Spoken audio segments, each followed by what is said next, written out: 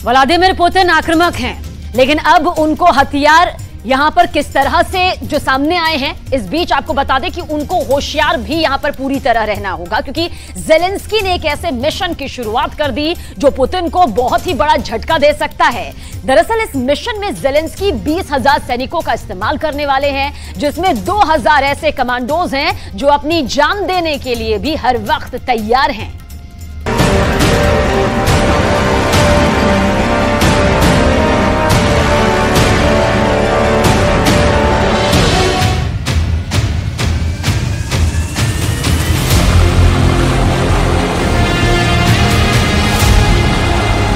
अगस्त शुरू होते ही रूस को बहुत बड़ा घाव देने की तैयारी में है ज़ेलेंस्की।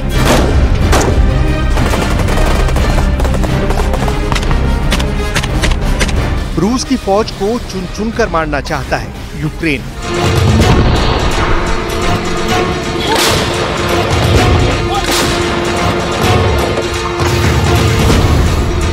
अगस्त आते आते ही पुतिन को बेइज्जत करने वाला बड़ा मिशन शुरू हो चुका है। अगस्त में वो हो सकता है जो पुतिन ने कभी सोचा भी ना होगा।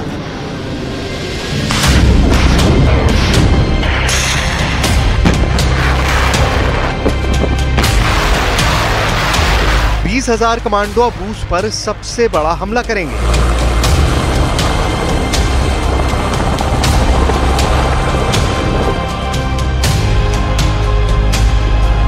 इनमें 2,000 से ज्यादा कमांडो आसमान के रास्ते उस जमीन पर उतरेंगे जिसे पुतिन रूस कहते हैं और ज़ेलेंस्की उसे अपने देश का हिस्सा मानते हैं।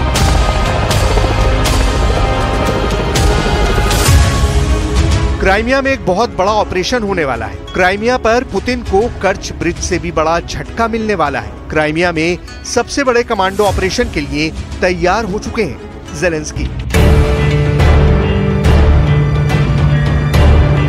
क्राइमिया वो जगह है जहां 2014 से रूस का कब्जा है। रूस इसे अपने नक्शे में शामिल कर चुका है, जबकि ज़ेलेंस्की इसे यूक्रेन का वो टुकड़ा मानते हैं जिसे पुतिन ने ताकत के बल पर छीना है। लेकिन अब यहाँ उस युद्ध की आहट साफ साफ सुनाई दे रही है जो अब तक यूक्रेन के किसी शहर में नहीं हुआ है।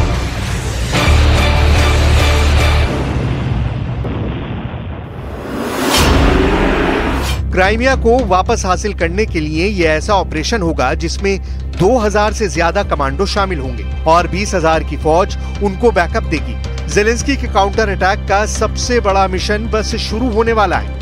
Зазнала банкрутства на полі бою. Сьогодні вже 522-й день, як триває так звана спеціальна воєнна операція, яку російське керівництво розраховувало на тиждень-два. Україна стає міцніше. Поступово війна повертається на територію Росії, до її символічних центрів та військових баз. І це неминучий, природній та абсолютно справедливий процес. Але маємо бути свідомі того, що як і минулого року, так і цієї зими.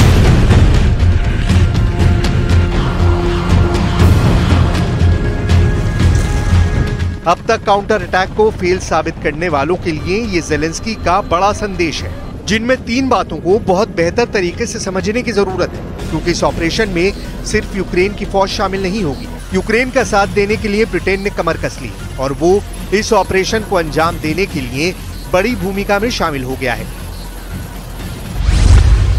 ब्रिटेन की कमांडो फोर्स SAS यानी स्पेशल एयर सर्विस ने यूक्रेन के 2,000 जवानों को तैयार कर दिया है। ये 2,000 कमांडो उस बड़ी फोर्स का छोटा सा हिस्सा है जो क्राइमिया पर किसी भी वक्त चढ़ाई करने के लिए तैयार है।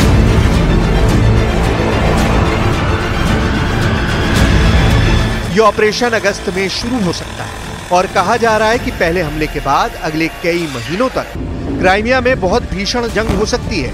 ज़ेलेंस्की का टारगेट बहुत साफ है और वो ये है कि यूक्रेन क्रिसमस तक यानी दिसंबर 2023 खत्म होने से पहले पूरे क्राइमिया पर वापस कब्जा करना चाहता है। इसके लिए यूक्रेन के 2,000 कमांडोज को दक्षिण ब्रिटेन के डार्टमूर में ट्रेनिंग दी जा रही है। ये जगह लंदन से 275 किलोमीटर पश्चिम में है और यहाँ SAS यूक्रेन की कमांडो फोर्स को बड़े इलाके पर कब्जा करने का तरीका बता रही है। क्राइमिया के खिलाफ जिस ऑपरेशन की तैयारी चल रही है उसमें जमीन के रास्ते हमला करने की ट्रेनिंग हो रही है। समंदर के रास्ते अटैक करने का तरीका बताया जा रहा है और आसमान से यानी विमान से कैसे पैराशूट के जरिए उतरकर हमला किया जाए, इसका भी पूरा ट्रेनिंग कोर्स शुरू किया जा चुका है।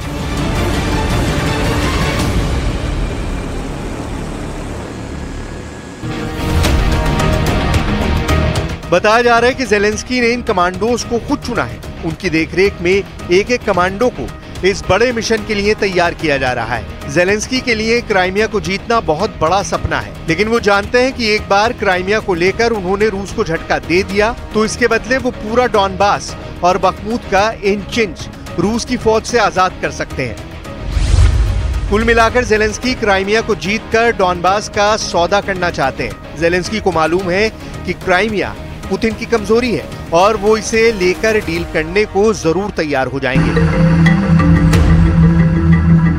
इसमें कोई शक नहीं है कि ज़ेलेंस्की बहुत ज्यादा दबाव में है। ज़ेलेंस्की बखमूत में लाशों का पहाड़ देख चुके हैं, खंदकों में मारे गए अपने फौजी देख चुके हैं। यही वजह है कि ज़ेलेंस्की को नेटो से सलाह मिली है कि वो अब क्राइमिया पर अटैक करें।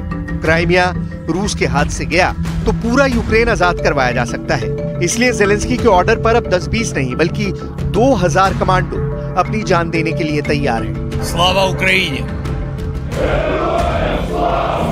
क्राइमिया में जो 2000 कमांडो ऑपरेशन का हिस्सा होंगे, इनमें से 334 लड़ाकों की फोर्स ऐसी है जिनसे खुद ज़ेलेंस्की ने बात की है। ये यूक्रेन की सेना के वो 334 नए अफसर हैं जो ज़ेलेंस्की के एक हुक्म पर अपनी जान देने को तैयार हैं और रूस को हराना इनका मकसद है। स्लावा उक्रेनी! इन सैनिकों को पता है कि बखमूत में यूक्रेन की फौज को रूस चुन चुन कर मार रहा है। यही हाल अब ओदेसा को होने वाला है, इसलिए ओदेसा की तरफ रूस बढ़े इससे पहले उन्हें क्राइमिया पर अटैक करना होगा।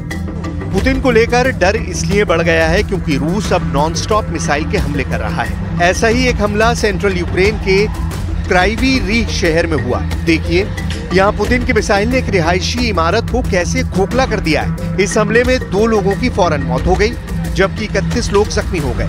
ऐसे ही हमलों के जरिए पुतिन यूक्रेन को घुटनों के बल लाना चाहते हैं, लेकिन अब तक वो नाकाम साबित हुए हैं क्योंकि नेटो के बैकअप ने ज़ेलेंस्की को अब तक जंग में बनाए रखा है। हालांकि यूक्रेन धीरे धीरे पुतिन के बड़े एजेंडे में समाता जा रहा है। पूरे जुलाई महीने में रूस ने यूक्रेन के कई शहरों पर ताबड़तोड़ मिसाइलों से हमले किए हैं। ओदेसा सबसे बड़ा टारगेट बना है। इन हमलों में क्रूज मिसाइल का ही इस्तेमाल किया गया है। इनमें कैलिबर मिसाइल भी दागी गई हैं। ऑनिक्स मिसाइल से भी हमला हुआ है और शाहिद ड्रोन से भी अटैक किया गया है। पुतिन ओदेसा में हमले करके ज़ेलेंस्की से ज्यादा नेटो को मैसेज देना चाहते हैं। रूस का दावा है कि इन हमलों में उसने यूक्रेन के कई बड़े अड्डे तबाह किए हैं। उसके सैन्य ठिकानों के साथ उसके कमांड सेंटर को भी उड़ा दिया।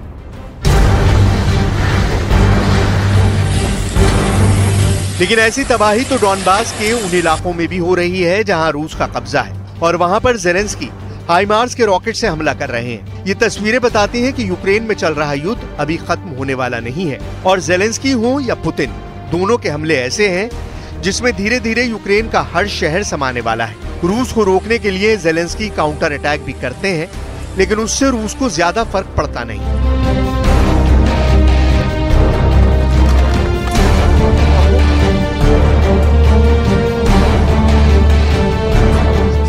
Посыпали стекла, автобус сразу загорелся. Все люди через переднюю дверь, кто кого мог вытягивал, кто как. Один погибший, не знаю, кто может быть водитель. यूक्रेन में युद्ध का अंत कब होगा, इसके बारे में सिर्फ और सिर्फ पुतिन जानते हैं। लेकिन जुलाई महीने में जिस तरह पुतिन ने मिसाइल हमलों से कोहराम मचाया है, उससे लगता है कि ये युद्ध 2023 में खत्म नहीं होगा और 2024 में भी ये युद्ध जारी रहेगा।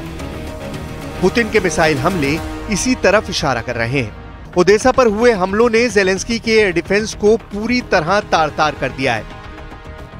ज़ेलेंस्की को नेटो से मिले एयर डिफेंस सिस्टम पूरी तरह फेल साबित हुए हैं।